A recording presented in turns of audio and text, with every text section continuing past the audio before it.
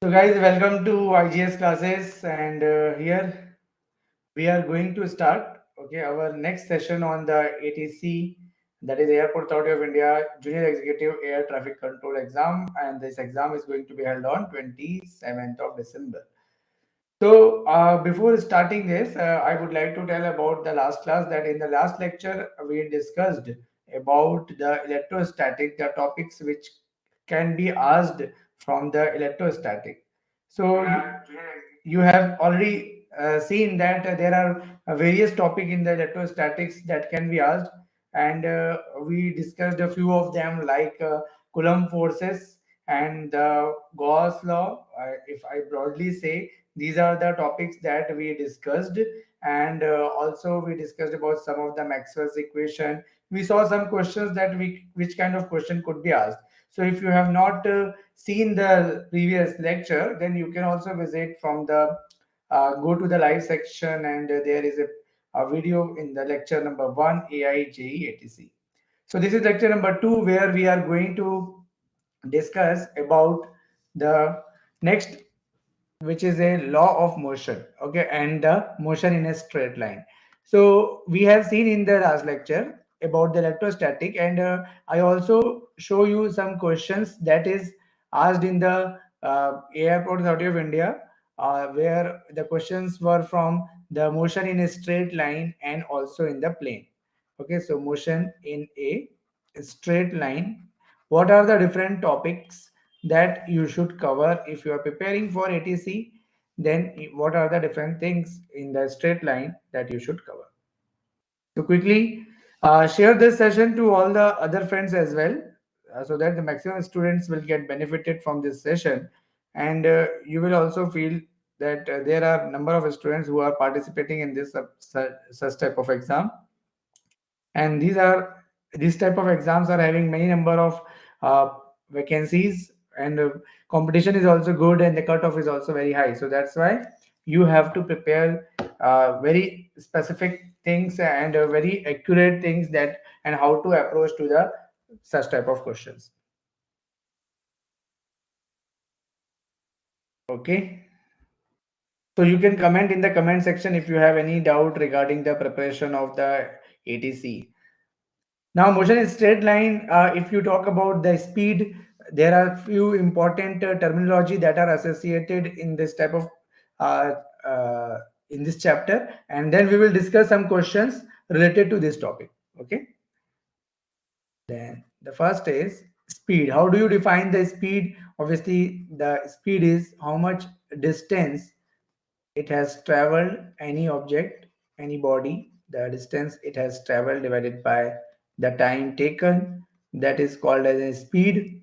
And if you say about the uniform speed, or if you say about then uniform motion along a straight line, then you can say that an object is said to be moving with a uniform speed if it covers equal distance in equal interval of time. Okay, so speed would be called as uniform if it covers, okay, if it covers the equal distance in the equal interval of time. However, small these intervals may be, this interval may be very very small, but this will be the uniform speed or the uniform motion in a straight line. The uniform speed in the straight line can be shown by the distance time graph as well. And if you talk about the non-uniform speed, then an object is a said to be a motion in a non-uniform or variable speed if it covers the equal distance in unequal interval of time. Okay, the equal distance it is covering, but the time interval is different. Suppose in the t1 time it has covered some distance x1, and in the t2 time it has covered some other distance x2, then it will be called as the non-uniform. Okay, and if you want to calculate the average speed, then to calculate the average speed, it is total distance traveled divided by total time taken. This is just the speed, and if you suppose want to calculate the average speed, then it is nothing but the total distance traveled divided by total time taken. Okay, Now, there are some special case in the case of calculation of the average speed or speed. So these are the case number one. There are variety of cases. So suppose this is a straight line because we are discussing the motion in a straight line. So suppose this is the point X and this is the point X dash. There is a vehicle. Okay, there is a vehicle like this. Okay, there is a vehicle. And this vehicle is traveling along this path with the initial speed of v1. Okay, and suppose it is traveling a distance of x1. Is traveling a distance of x1. Now there is another speed, some other velocity. It is traveling up to this point. Let us say a. It is traveling with the velocity v1. At point a, the velocity has changed, and now it has covered a distance of x2. Now at point B, it has some other velocity and the distance is suppose x3. So to cover this entire distance x to x dash, what will be the average speed? Okay.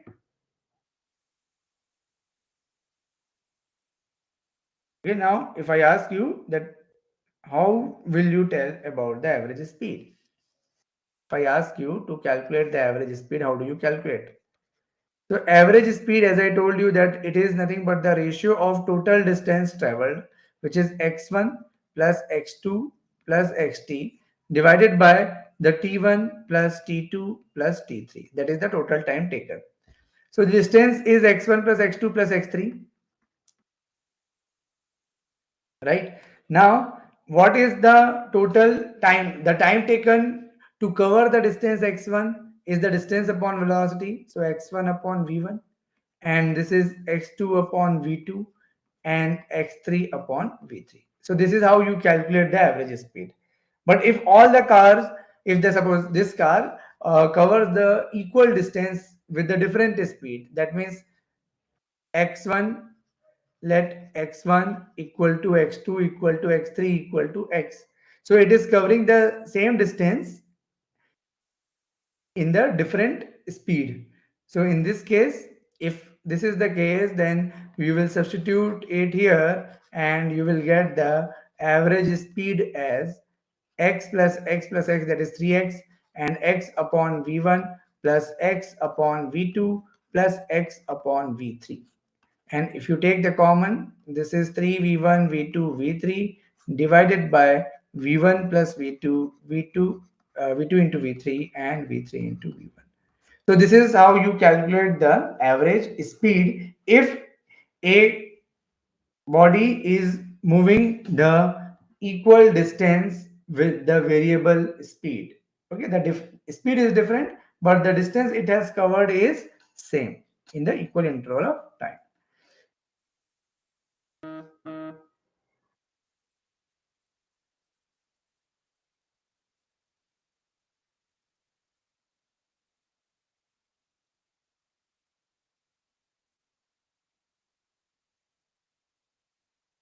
Now let us say in this same thing, in the same condition, we are taking the second case, that the case number 2. If any body travels with the speed v1, v2, v3 during the time interval t1, t2, t3, then the average speed is v1, v2, we know, right? So we are saying that,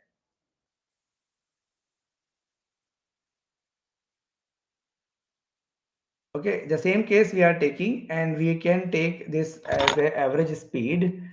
This average speed, let me define it. Case number 2, if suppose I take this, the same case, average speed is x1 plus x2 plus x3 divided by the total time t1 plus t2 plus t3.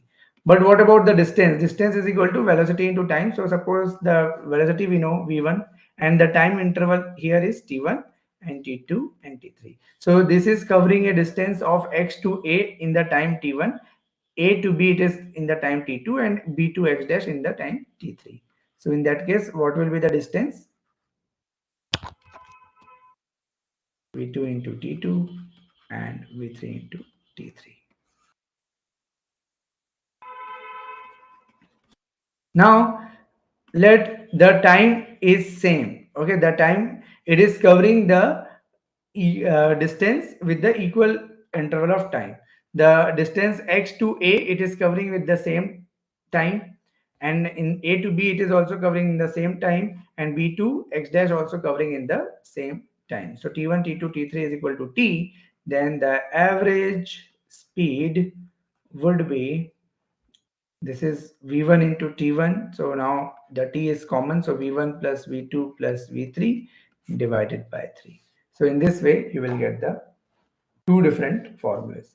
Okay, and if suppose anyone asks you to calculate the instantaneous speed, how do you calculate the instantaneous speed?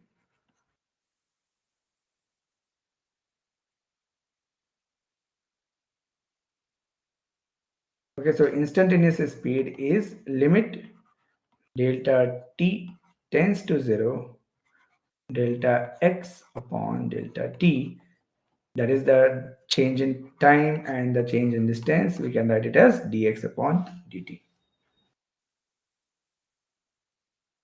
So just let me know if it is clear to you. So important thing, that speedometer that we see, the speedometer measures the instantaneous speed. Okay, that type of question is generally asked. Speedometer measures the vehicle's instantaneous speed. Okay, so it can be asked that speedometer measures average speed, instantaneous speed, or something else they can write in the option. So remember that speedometer measures the instantaneous speed.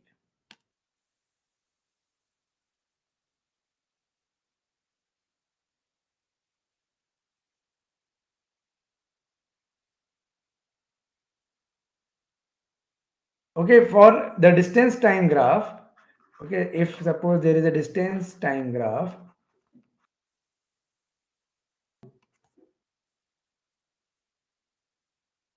sorry, speed time graph, speed time graph.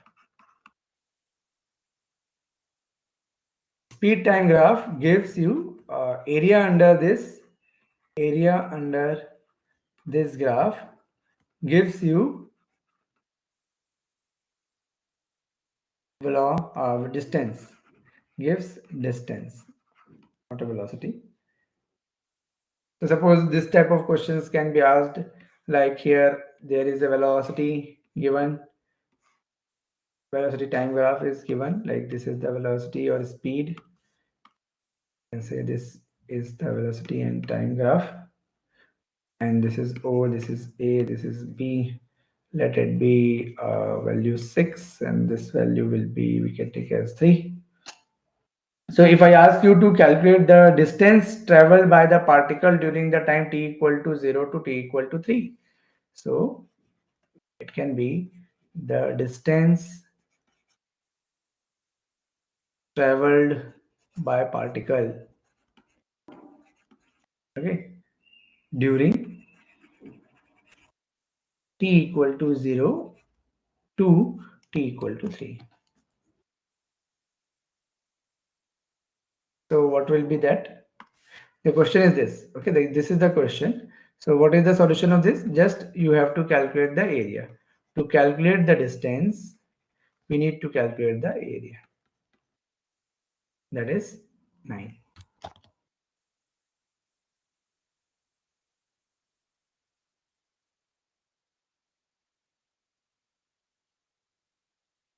Okay. So sometimes they can also ask the questions like, there can be some other question also. This is suppose question number 1, and there may be some other questions like velocity is given in the form of 10 t square meter per second. This is the speed of any particle. Find the distance.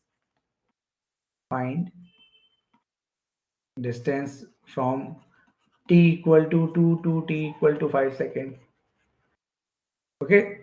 If velocity is given, then you have to find the distance. How do you find it? How do you find it? So to find the distance, because we know that the velocity is defined as dx upon dt. So we can write that dx is equal to v dt, and we need to integrate it from 2 to 5. This is dx. We will have to integrate from 2 to 5. Here it is the limit of t is given. Na? So v dt. Here we can put. So what is the value of v? That is 10, and this will be t cube by 3, limit from 2 to 5. So it is 10 by 3, 121.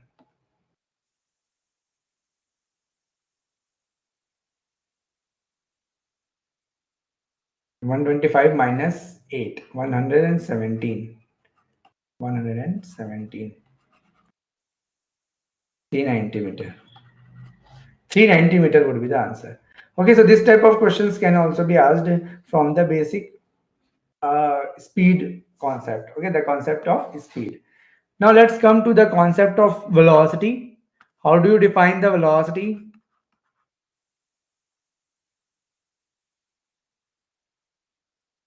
Okay, the velocity is v is equal to displacement. Yes, perfect. Displacement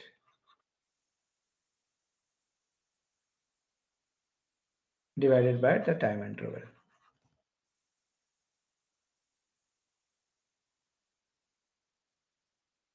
Displacement divided by time interval.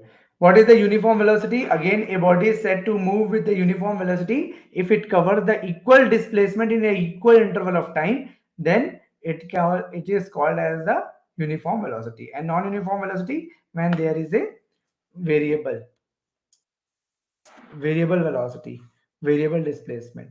Like this is the example of the uniform speed velocity.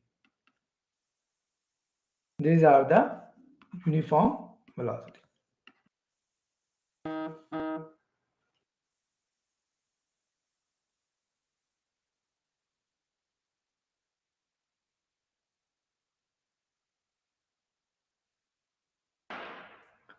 Okay.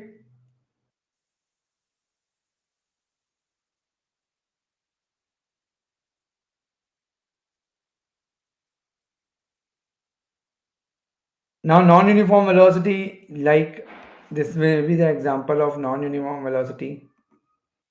The displacement is different, like this. This is velocity time graph, and this is the displacement time graph. This is the displacement. This is also the displacement d. The displacement is variable. So in this case, we call as velocity is non-uniform. It is the case of non-uniform velocity.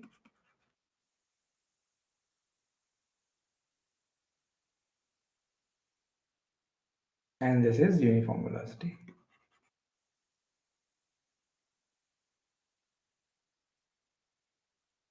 And if you draw the velocity diagram, so this is a constant.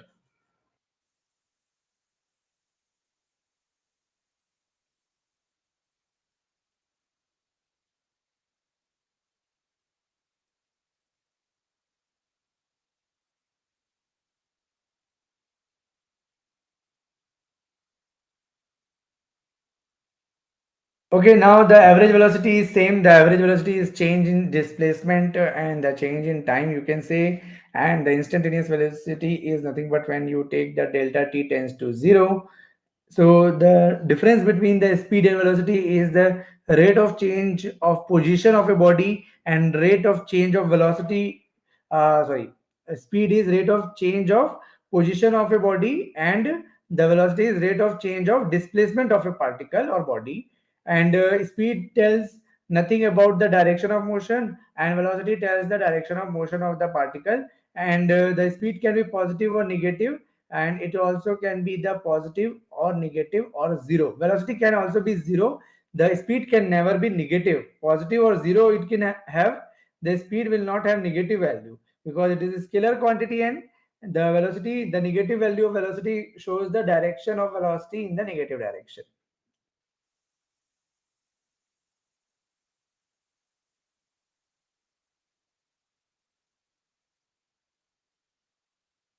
Now the acceleration is, how do you define the acceleration? If suppose I want to define the acceleration, like speed, velocity, and acceleration, the acceleration is nothing but the change in velocity divided by time interval.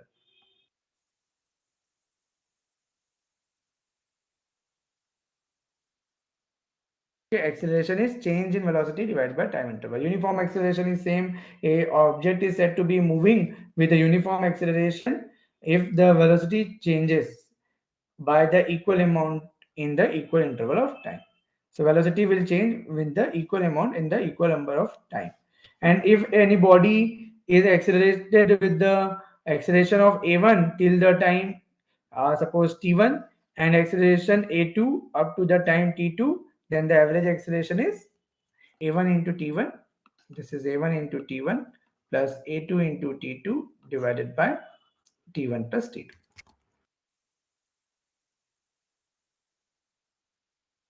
This is your average acceleration.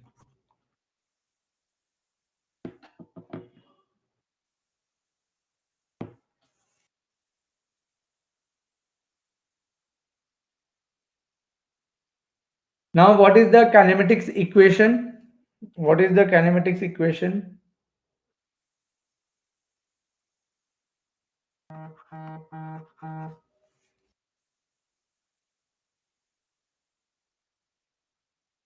What is the kinematics equations? Okay, for uniformly accelerated. For uniformly accelerated motion. Okay, so what is the first formula? That is V is equal to U plus AT. Okay, V is equal to U plus AT. And the second formula is your time position time relation, that is your S is equal to ut plus half at square. Okay, and the third is v square is equal to u square plus 2a into s.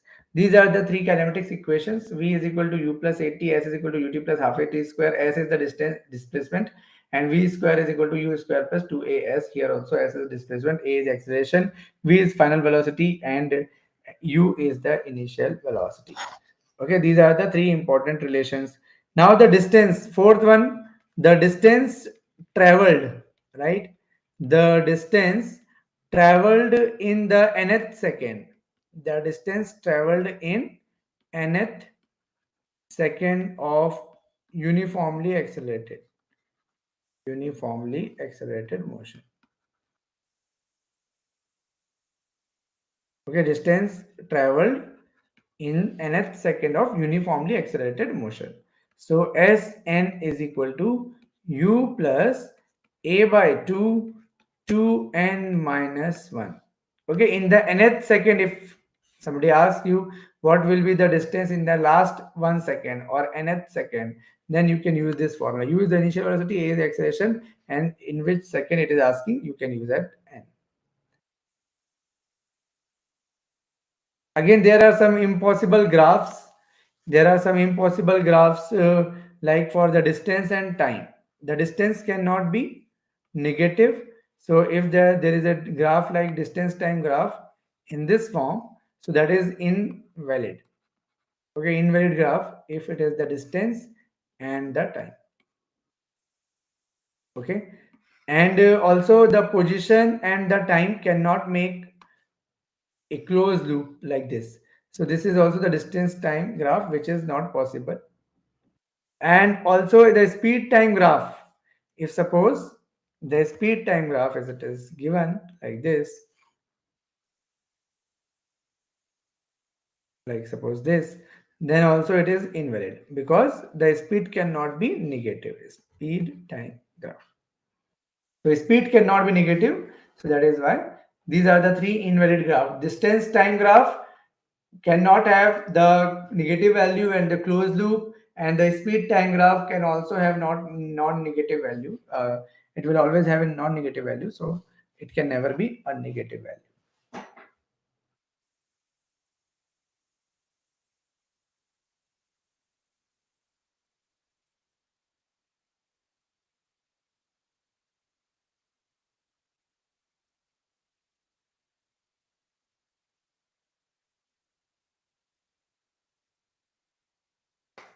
Okay, is it clear? Now suppose a question is given like this: one bullet, there is a one bullet, not the two-wheeler bullet, that is the gun and bullet. The bullet is there, okay, and it is going with some speed, let us say 350 meter per second, okay, enters in a concrete wall. It is entering in a concrete wall. So this is a wall, concrete wall, and it is entering here like this. This is the wall, and it enters or it covers a distance of 5 meter. Okay, it covers a 5 meter distance before coming to the rest. Okay, before coming to the rest, here it is coming at rest. Then you have to find the deceleration. Find the, let us acceleration only. Acceleration and deceleration, you know that what is the meaning of acceleration and the deceleration. We have a bullet, it is moving with a velocity 350 meter per second, okay, and it is penetrating the wall, and after 5 meter inside the wall, it has after 5 meter it is coming to the rest. So you have to tell what is the deceleration. So initial velocity you know, final velocity you know, that is 0, and it is covering a total distance of 5 meter inside this. Okay, 5 meter inside this. So first of all, you have to calculate the total. What is the value of acceleration we know want to calculate, right? So we will apply the formula like v square, final velocity we know, initial velocity we know, final velocity is 0, initial velocity is 350 plus 2 into a, distance it is covering is 5. Okay, so now the a is minus of 350 whole square divided by 10. So how much it is? 35 square into 10.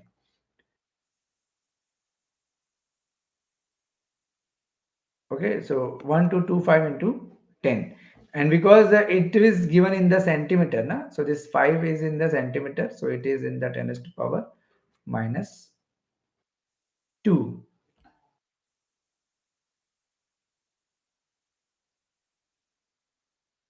So it would be 10 to the power minus 1 here.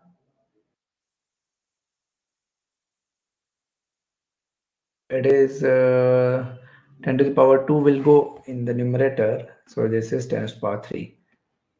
Okay. So we can write 12.25 with minus sign into 10 to the power 5 meter per second square.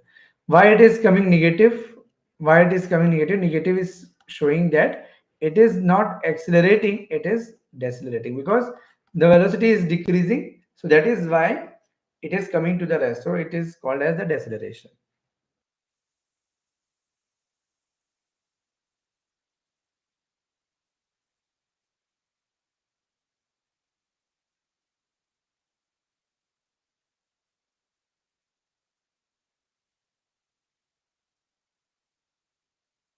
Okay. Now, suppose we have a specific values, yeah, or you can say the specific condition where the motion under gravity we are discussing. Okay, motion under gravity. So if there is a motion under gravity, then the first condition is suppose the body falling freely under gravity. Body falling freely under gravity.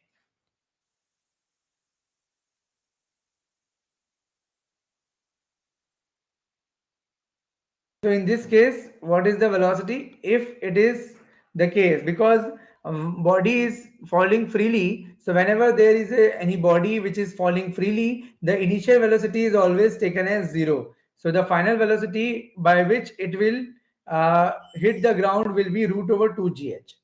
Okay, always remember this formula, that whenever it is just hitting the floor or the ground, it will hit the ground with the velocity of root over 2gh. Okay, so if the body is dropped from a height h, as the time t, it has fallen a distance of h, then from its initial position, the height will be half gt square, because this is from where you have calculated. This is nothing but v square is equal to u square plus 2as. So initial velocity is 0. A is nothing but your motion under gravity, and the distance it is covering is minus h, because it is the situation like this. This is the situation that this ball, suppose falling freely, then initial velocity is 0, the final velocity is v, and it is covering a distance of h. So because this is our reference point, so this is our reference point, so it is going down. So when it is going down, we will take it as minus sign. So this is how we get root over 2gh. Okay. Now the second condition is, if a body is dropped from a height h in the time t1. Okay, so how much time it will take to reach to the ground? Okay, how much time? Time taken by body to reach the ground. When there is a free fall, okay, when there is a free fall, then that is nothing but t is equal to root over 2h upon g. And how it is coming? So because this s is equal to ut plus half at square, since it is moving with the zero velocity, because we have not thrown it, we have just dropped it. So when you drop something, we take the initial velocity as 0. So you are taking the initial velocity as 0. So when you take this initial velocity 0, and the height it is covering is same, minus h and half, and a is equal to minus g, because this is always taken as minus g, because the force is always downward, and this is t square. The acceleration is always downward. Now, so from here you will get h is equal to half g t square. So from here you will get this formula. So remember that when a body is falling freely, then it will hit the ground with the speed of root over 2 vgh, with the velocity of root over 2 vgh. And how much time it will take? So it will take the time root over 2h upon g. That this much time it will take to reach the ground. If you uh, if you simply leave any object from a height h, the time taken by that object to reach to the ground is root over 2h upon g.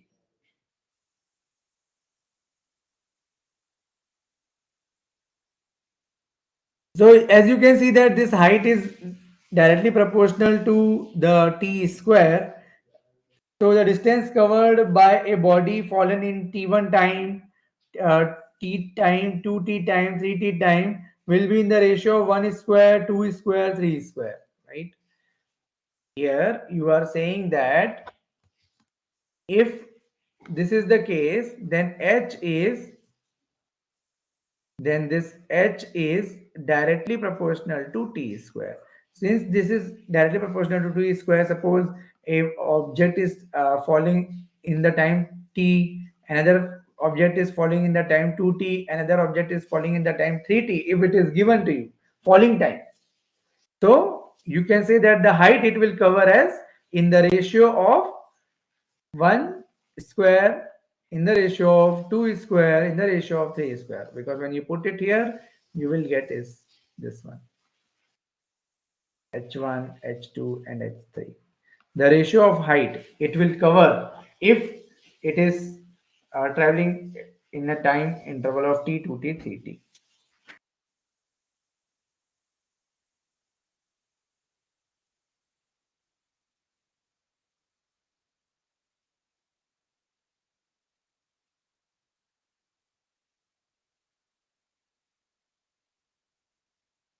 Okay, the distance covered by body, the distance covered by body fallen in the nth second.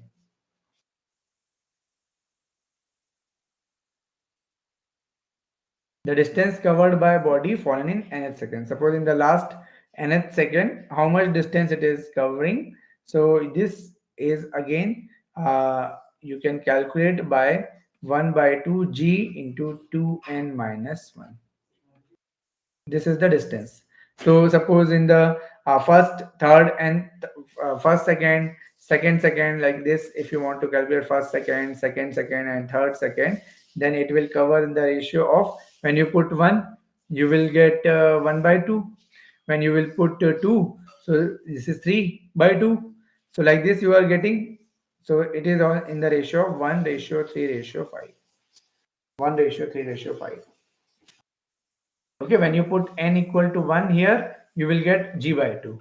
When you put n equal to 2 here, you will get 3g by 2. When you will put 3, you will get 5g by 2. So in this case, when you take the ratio, then you will get 135. So distance covered in any nth second, if you want to calculate, then you can directly use 1 upon g, 1 upon 2g into 2n minus 1.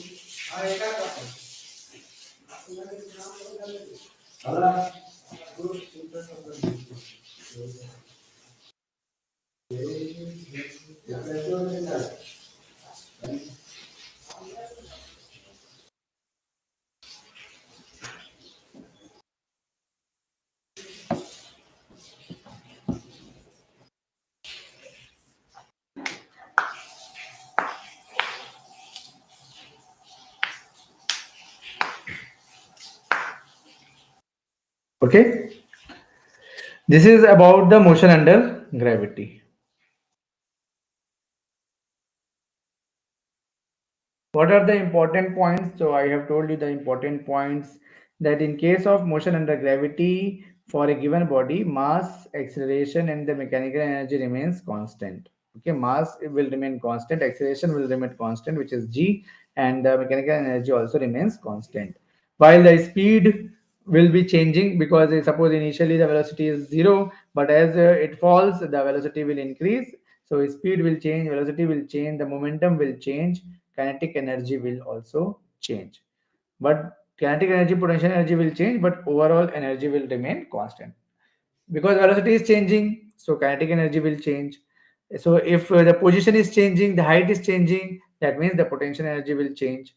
So in this way, we can say that the kinetic energy, potential energy change, but initial and final energy will remain same. So that is why total mechanical energy remains constant.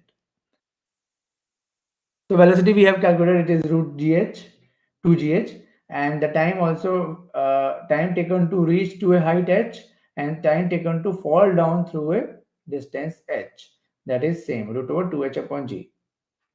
Time taken to go up and time taken to go back. So the distance it will cover, suppose h, so the time taken to cover the distance from ground to the height h, or from height h to the ground, that will be the same.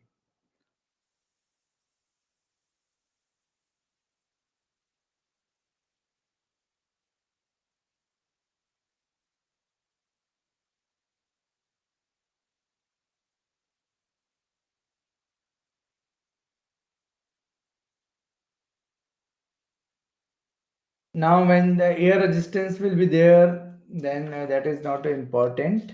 If you want to cover the air resistance, then it is okay, if even if you not cover. And the relative velocity also can be covered.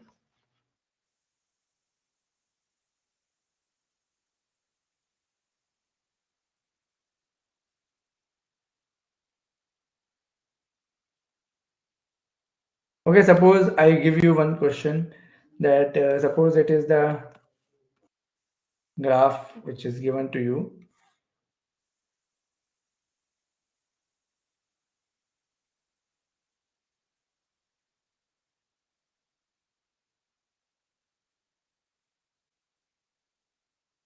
One, two, 3, 4.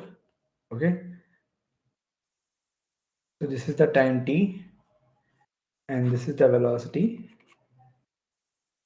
This is suppose height 20, and this is the height 10. Okay, so this is the velocity time graph. The question is the distance traveled by the particle in the 4 second. Okay, find the distance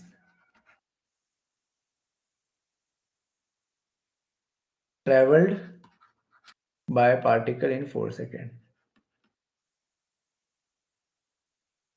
What could be the answer of this question? This is the velocity time graph. So what you have to do, whether you have to take the differentiate or integrate, because we know that the velocity is the dx upon dt. So from here you can say that x is equal to v dt integration. So that means nothing but a area. Area under what? Area under this vt graph. So area under this vt graph we need to calculate. So what is the area? So area is 1 by 2, base is 1, height is 20 for this triangle. Then this rectangle plus we will get the width is 1, the height is 20. Plus this is the trapezium. Trapezium is 1 by 2, and the addition of the parallel side, that is 20 plus 10, which is 30, which is 20 plus 10, and the distance between the two parallel side is 1. And this is again a rectangle, which is 1 into 10. So this is 10 plus 20 plus 15 plus 10. So it is 55. So 55 meter it will cover in the 4 second according to this graph. Okay, according to this graph, 55 second it will cover.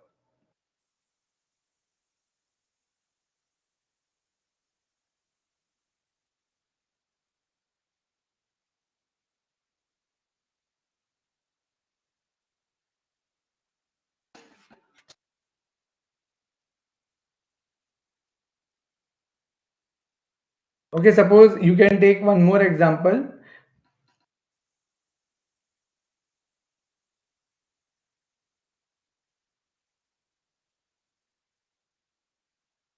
Let's take one more example. A particle is starting, a particle starts motion in motion from rest, motion from rest.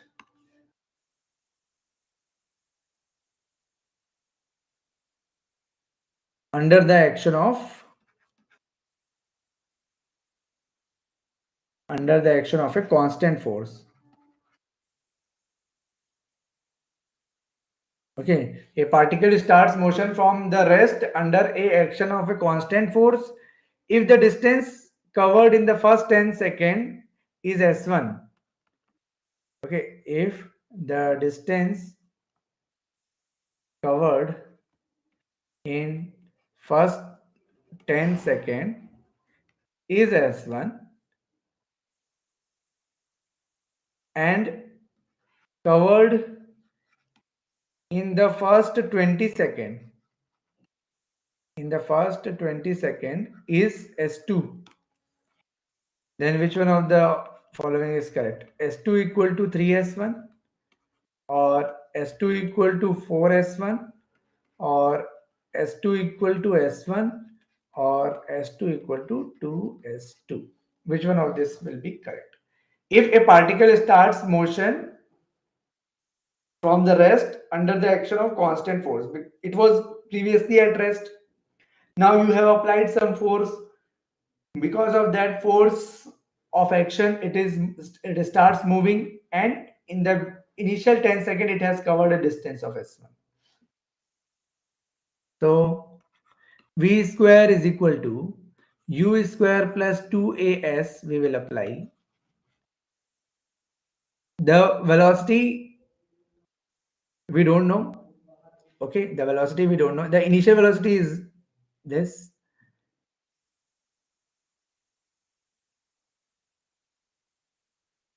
Acceleration we don't know, 2a upon s, but the distance covered is s1 and the velocity is v square. So the acceleration is v square upon 2s1.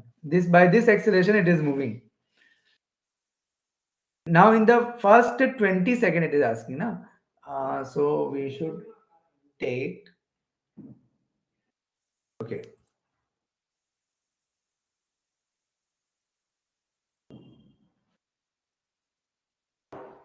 by this acceleration you can calculate the v is equal to u plus at or apply.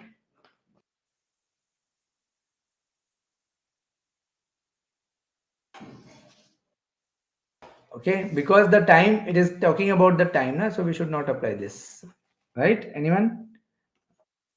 Okay, since it is covering the first 10 second in the s1 distance in the first 10 seconds, so definitely we should apply the distance and the time relationship. So s is equal to ut plus half at square. So the distance it has covered is s1, initial velocity was 0, acceleration we don't know, but the time we know. Okay, so that a is equal to 2 into s1 upon 10 square. That will be the better approach. Right? So now it is covering the 20 second. In the next 20 second, so s2 is equal to, it was 0, 1 by 2, and the acceleration is 2 into s1 divided by 10 square. Now it is covering in the 20 seconds. So this 2 and 2 will get cancelled. This is 400 and this is divided by 100. This is 10 square now. So it is covering as 4s1. So 4s1. S2 is equal to 4s1. S2 will be equal to 4s1.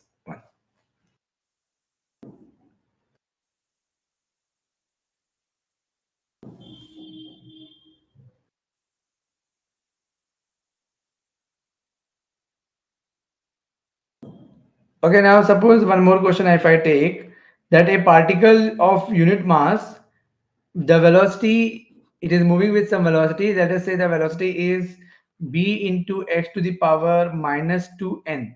It is moving with this velocity. You have to calculate the acceleration. You have to calculate the acceleration. B and n are constants.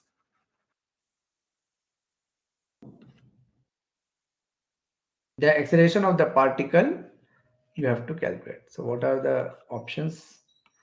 Minus 2n b square x to the power minus 4n minus 1 and minus 2b square x to the power minus 2n plus 1 minus 2n b square e to the power minus 4n plus 1, and option D is minus 2n b square x to the power minus 2n minus 1. These are the options. You have to calculate the acceleration.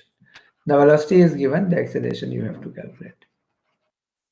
But the velocity is given in the form of x, the function of x. The velocity is given as a function of x.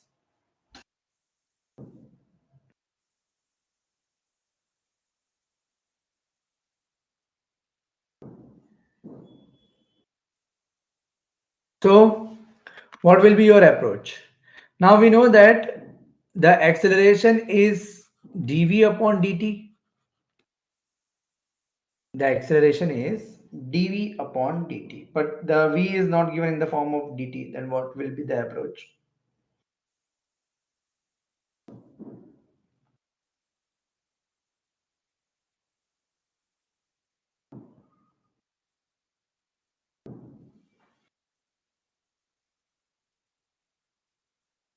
We can do one thing. We can multiply and divide by dx. Then this is dx upon dt we can take, and dv upon dx we can take. So in this way the acceleration is dx upon dt is nothing but the velocity, and dv upon dx we will get. So dv upon dx. Now the velocity is b into x to the power minus 2n, and that is multiplied with the differentiation of velocity, which is b into x to the power minus 2n.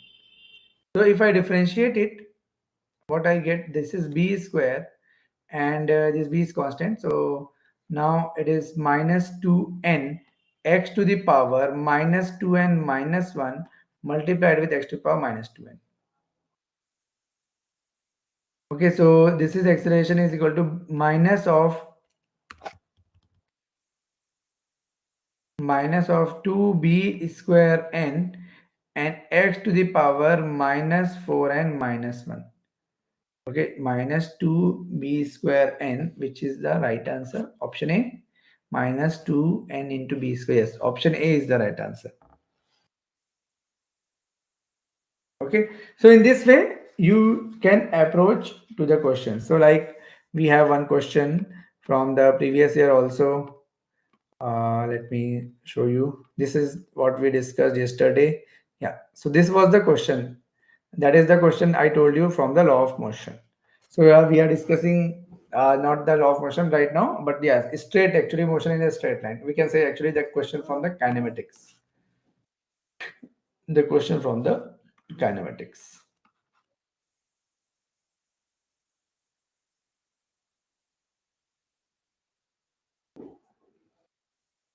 So how can you solve this problem?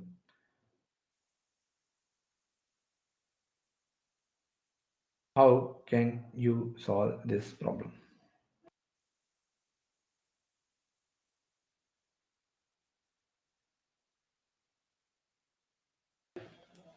The question is, a subway train starts from the rest at a station and accelerates at a rate of 2 meter per second square for 10 seconds.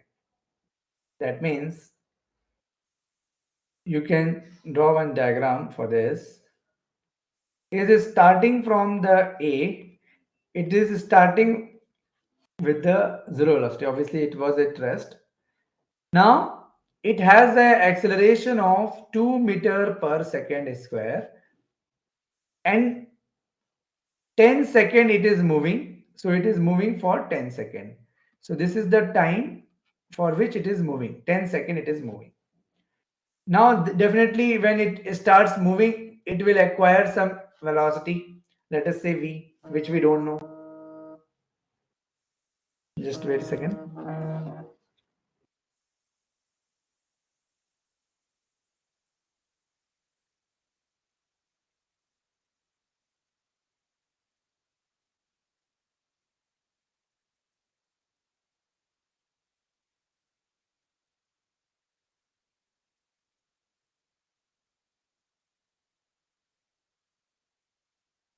Yes. So it starts moving with the velocity.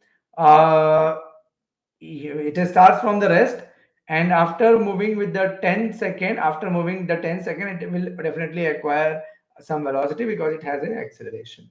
So it will cover some distance. Let us say the distance is AB, or you can say it as x1.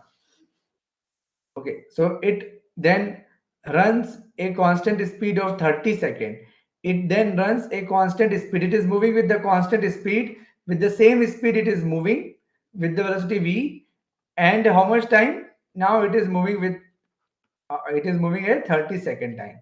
So 30-second times it is moving and decelerate at 4 meter per second until it stops to the next station. So it is there.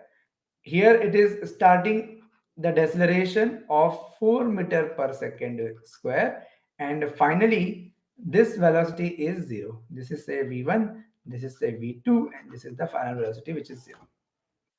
Final velocity it is 0, and it has covered a distance of x3.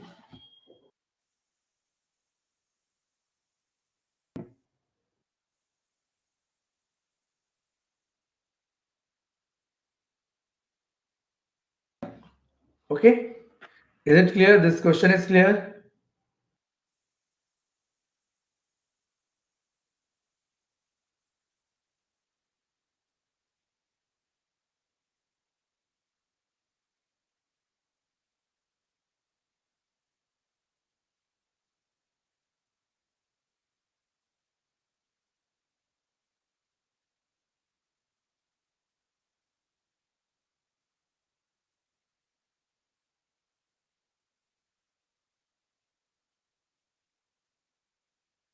So as you can see that we have time, we have initial velocity. So can we calculate the speed? So V1 is equal to U plus AT we can apply. So starting velocity is 0, acceleration is 2, the time is 10. So it is having the velocity 20 meter per second in the point B. So at the point B, it is having the velocity this much. And how much distance it has covered if we ask? So the distance it will cover in this is S is equal to UT plus half AT square we will apply. The distance it is covering is x1, the initial velocity was 0, the acceleration is 2, the time is 10 square. So how much distance it has covered? 2 and 2 will get cancelled. So 100 meter it has covered. So the initial 10 second it has covered a 100 meter. And here we don't know the time. The time t3 we don't know. Until it stops the next station, it is moving with the deceleration, and deceleration at 4 meter per second square until it stops. Yes. So now we have to calculate the x2. Now we know the v1. We know the V2? No, we don't know V2. But yes, we know the V2 because it is moving with the constant velocity. So there is no acceleration. So this is the first case for AB. Now we will apply the case for BC.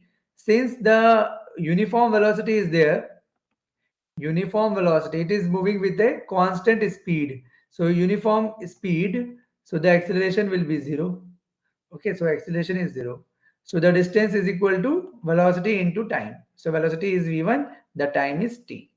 v1 is 20 and t is 30. So it is covering a distance of 600 meter in this 30 second with the same speed of 20 meter. So 600 plus 100, that is 700 meter, it has already been covered. Now the third case, when it starts decelerating, the speed is same. The time we will calculate from the formula v is equal to u plus at. The final velocity is 0. The initial velocity is v2 here. For the CD I am applying. Okay, for the CD. So acceleration is -4 because it is deceleration. It is decelerating at 4. And the time t3. So what is the t3? T3 is equal to v2 by 4. V2 is how much? 20. 20 by 4 is 5 seconds. So it is moving 5 seconds further with the acceleration of 4 meter per second, deceleration of. So what we want to calculate, we want to calculate the distance. S is equal to ut plus half at square. We will again apply. The distance is x3. The velocity here is v2. V2 is the same velocity which is there. V1 is equal to v2. So this is 20 into t, time is 5 minus 1 by 2. A is acceleration, which is deceleration here 4, and t is 5 square. So it is 100 minus 50. So it is another 50 meter. So another 50 meter it is traveling. So x1 is 100, x2 is 600, and x3 is 50. So the distance between the two station is A and D. So the total distance is x1 plus x2 plus x3. 600 plus 100 plus 50 is 750. So the right answer is 750. So that will be the approach to this question.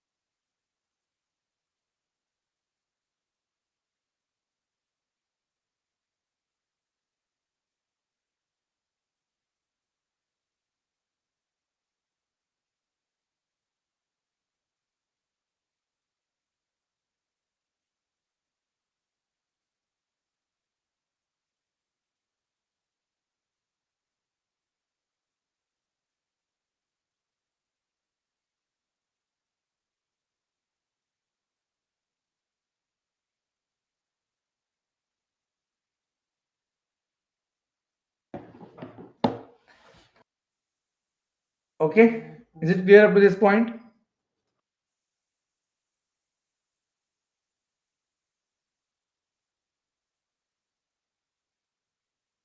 Now you can take more question, more such examples related to this type of problem.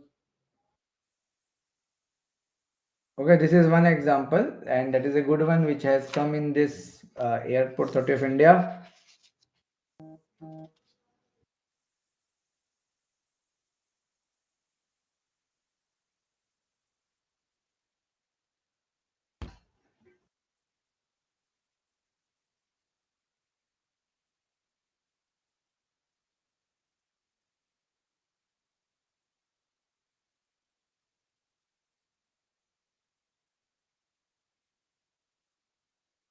Okay.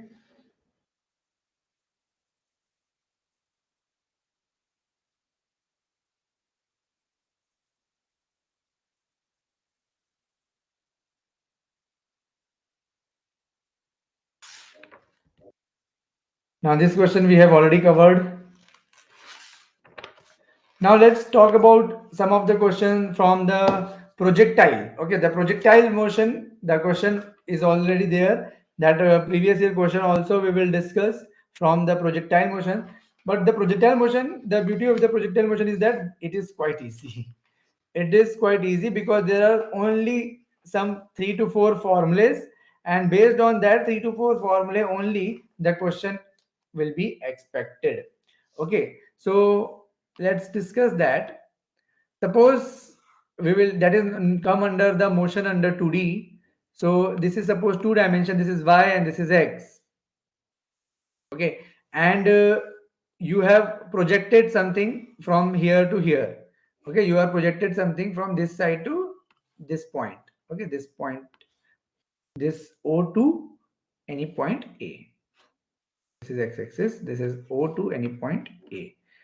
So there are certain formula that how much distance it will cover. That is known as range.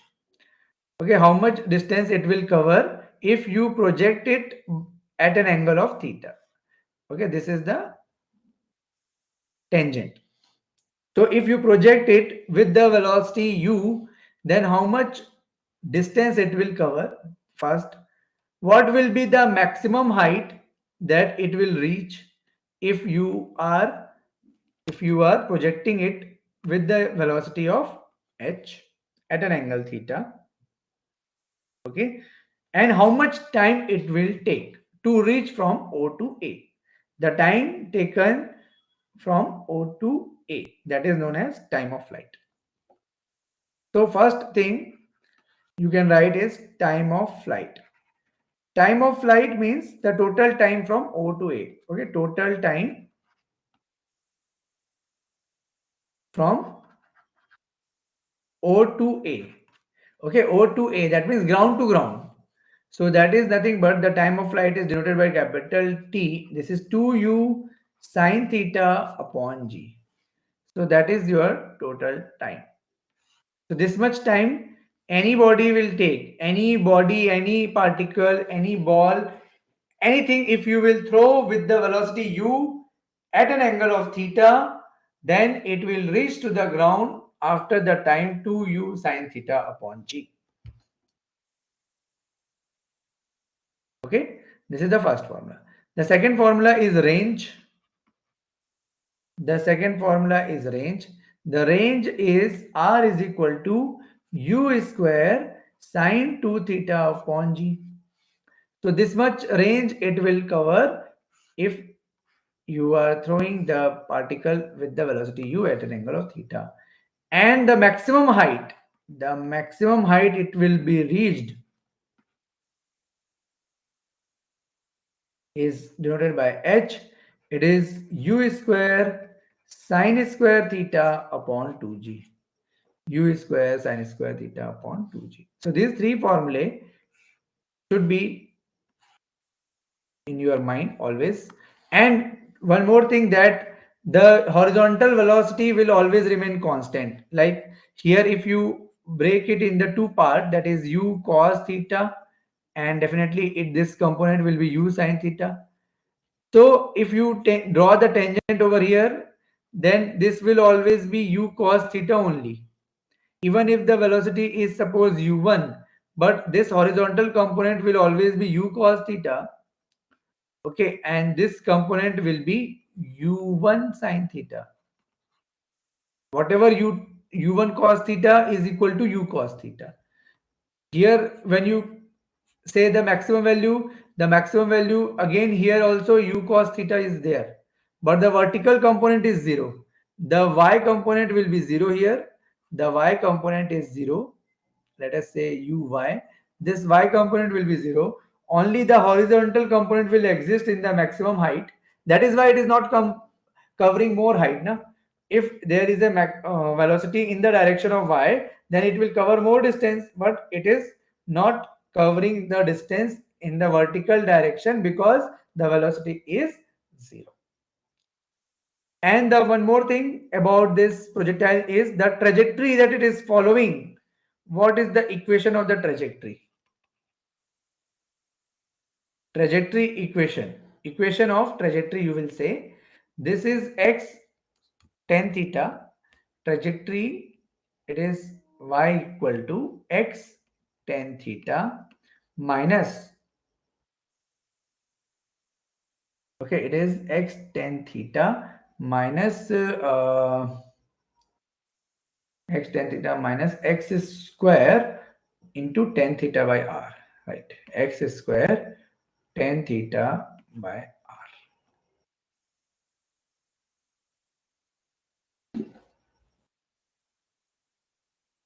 Yes, it can be written. Or basically, if you take this x tan theta common, so it will be in the more simplified form, equation of trajectory.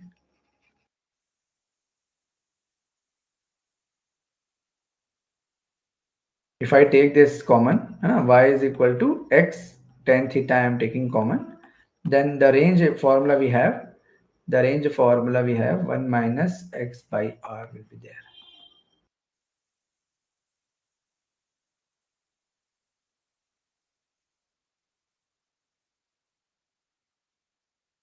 The r is, let me write the r. What is the value of r? It is little bit different from the normal. Okay, no, let's keep it same. Okay, the r is 2 sin theta cos theta also we can write. So this is the same thing. So this is the equation of trajectory. So this is the fourth formula that you should remember about the projectile motion. Now next thing is that what will be the maximum height? When it will reach the maximum height, what will be the angle of projection? So when you throw any body with the angle of 45-degree, then it will reach to the maximum height or maximum range. It will cover the maximum range, and that maximum range is when you keep this theta equal to 45, for theta is equal to 45, okay, the range will be maximum, right? For theta equal to 45, the range will be maximum. It will cover the maximum distance, which is u square by g, for theta equal to 45.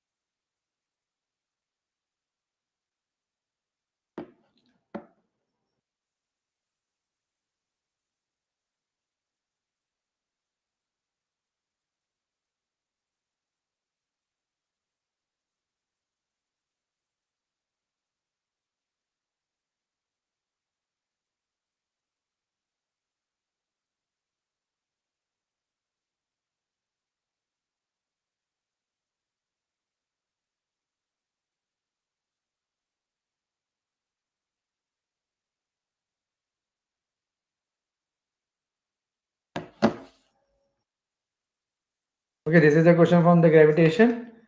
So now let's take, I have taken some question, I think from projectile.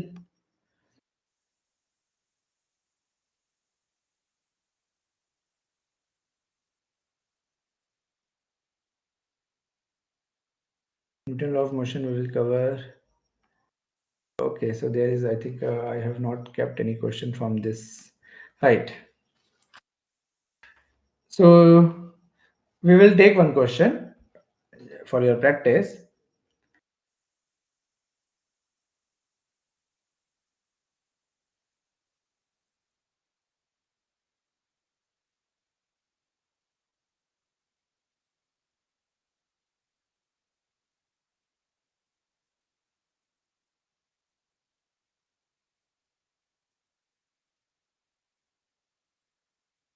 Okay, suppose we have a platform somewhere here, and this is the ground.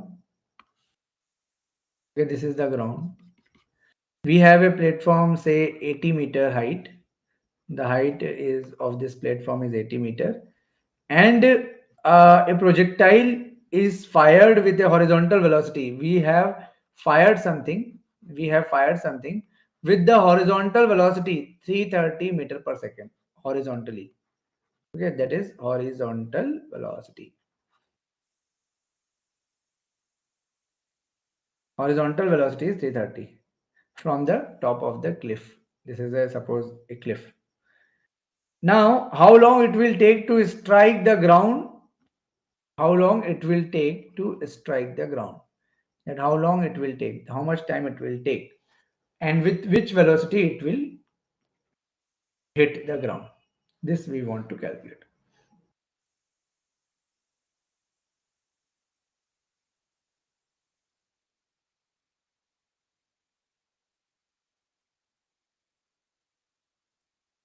So as you can see that because we are throwing it horizontally, we want to calculate that how long means how much time it will take and by which velocity it will hit the ground.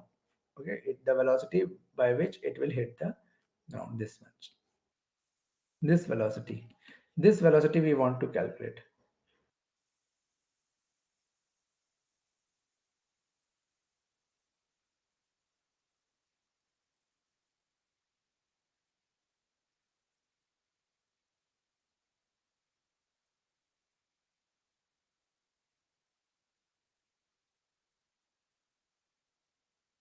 For case number 3, which case?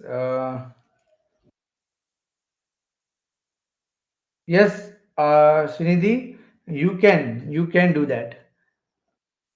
Actually, the chat I haven't seen. So, Srinidhi, yes, you are seeing the third part. Final velocity we know, initial velocity we know, acceleration that means deceleration we know. Then S is also given. Yes, you can calculate from that formula also directly. Okay, Srinidhi, you can calculate it. Now the velocity in the x direction is 330. It will remain same. Now, because the velocity in the y direction, initial velocity in the y direction is 0, because we are only transmitting in the x direction. So, we will calculate it that how much time it will take. So, that can be applied by s is equal to ut plus half at square. The vertical distance is given which is minus 80 because we are going in the downside. The initial velocity is 0 and minus 1 by 2 a is 10, that acceleration is minus g, so that is 10, and the time we want to calculate. So this is root over 16, that is 4 second we will get. Okay, 4 second we will get. So t is equal to 4 seconds. So how much time it will take to reach the ground is 4 seconds. Now with which velocity it will reach? So because we don't know the vy, vx we know, vy we don't know, right? So what we can do is Vy is equal to Uy plus 80. Now the time also we know. So Vy is, we want to calculate Uy is 0, A is minus 10, T is 4. So it is minus 40 meter per second. Minus 40 meter per second. Why it is coming as negative? Because the velocity component is in the negative direction. Now you want to calculate V. V is Vx square plus Vy square. So Vx is 330. So 330 square, Vy is 40. 40 square. So this much you have to calculate. It will be whatever it value will be, you can calculate it.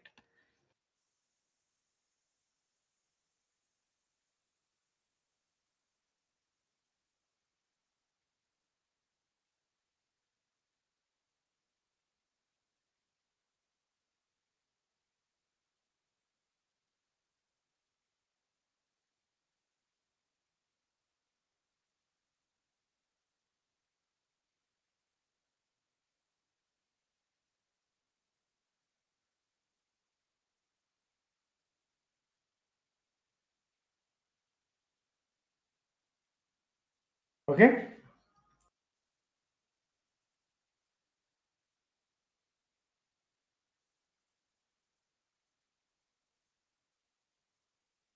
Now suppose one more question of similar kind. Again, I am taking the height of 80 meter. So I am taking the height of 80 meter. There is a plane. Okay. There is a plane.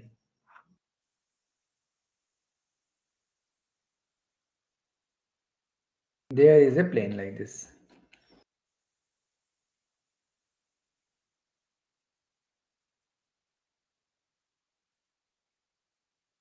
Okay, so there is a plane.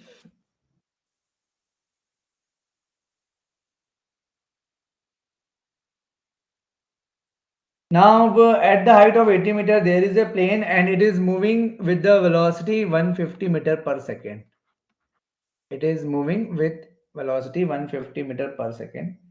This bomb, there is a bomb and the bomb is dropped from it so as to hit the target. So suppose there is a target here. There is a target. So we have dropped a bomb from this side. We have to drop a bomb in such a way that it should hit the target. Okay. So at what distance from the target should the bomb be dropped? So what distance from the target the bomb should be dropped? That is the question. Okay, you are dropping a bomb by the aeroplane which is traveling with the 150 meter per second and there is a target. So your requirement is to hit the target by that bomb. So what, by which distance you will drop the bomb so that it will hit the target?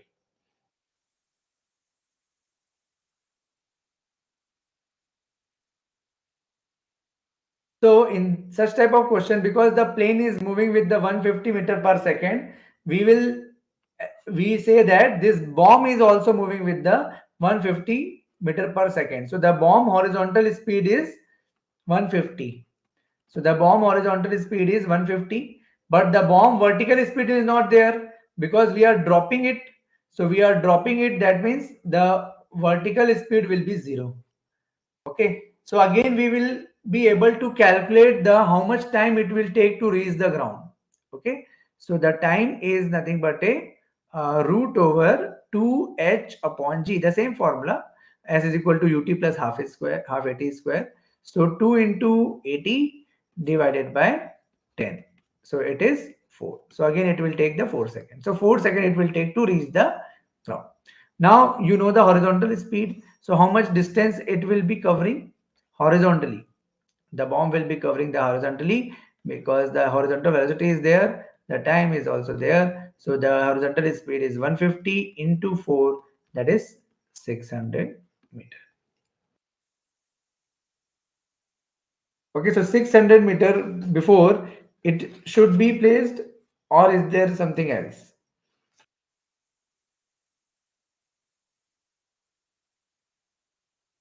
Yes, actually we have to calculate this distance. Now, the distance from aeroplane to the target, we will not calculating the horizontal distance. It is asked that in the question, it is asked that we have to calculate the how far from the target the bomb should be dropped. So bomb we are not dropping from this position. Bomb we are not dropping from this position.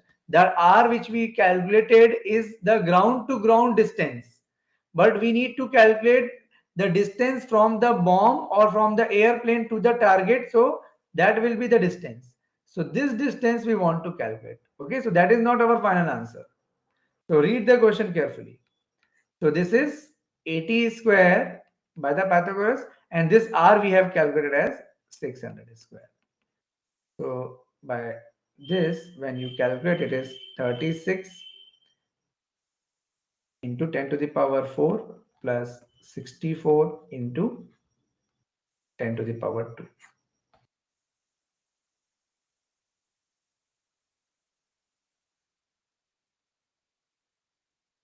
So this much you have to calculate. If suppose this is not there, then it is around 600. Na? So you can calculate this value roughly. and you will get the answer. Okay, roughly you can calculate according to options. We can.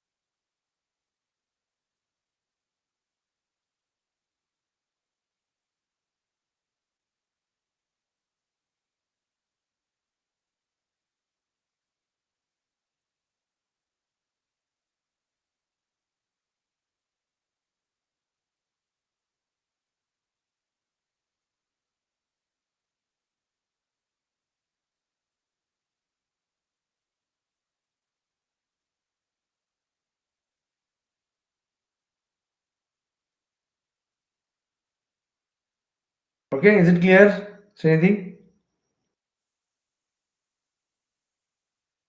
So guys, this is all about the today's session, and we have already covered the two type of motion, that is the straight line motion in a straight line and motion in a plane, that is the projectile motion. So if any type of this type of question comes like where you find that there is a projectile, then you can easily calculate using the formula that I told you. Very easy questions.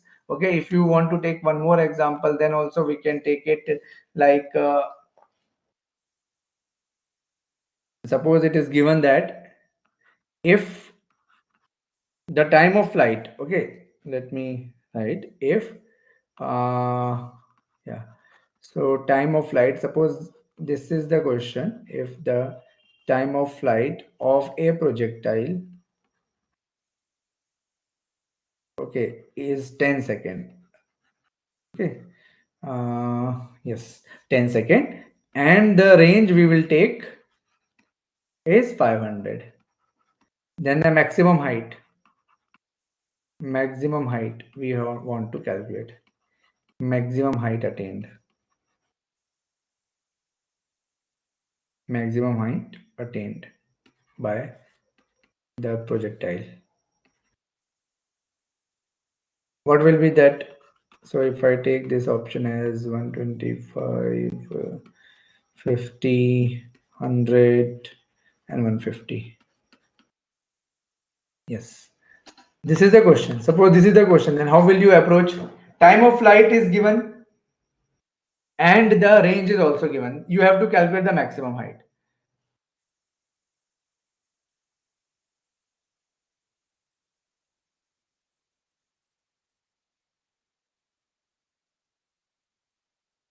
Can you answer this question?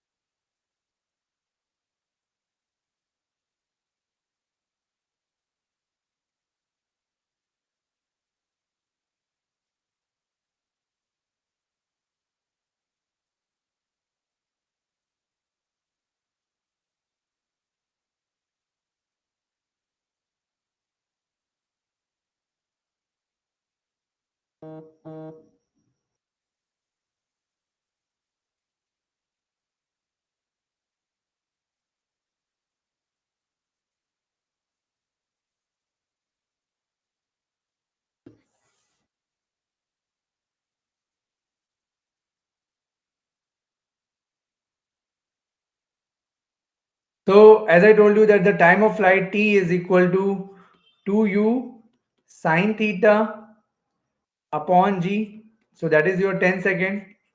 Okay, and the range is height we want to calculate, right? So what is the range? Range is u square sine square theta upon g is equal to 500 meter. So these are the two equations. So what we can do here to calculate the maximum height?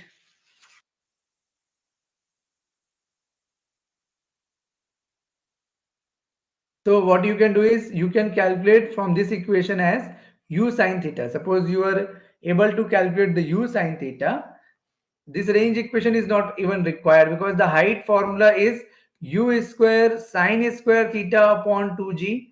So u sine theta is tg upon 2, right? And t is 10. So 10 into g, that is 10 divided by 2. So it is 50. So u sine theta is 50. So it is 50 whole square divided by 2 into g, that is 10. So 2500 divided by 20. So it is around 125 meter. So answer is 125 meter.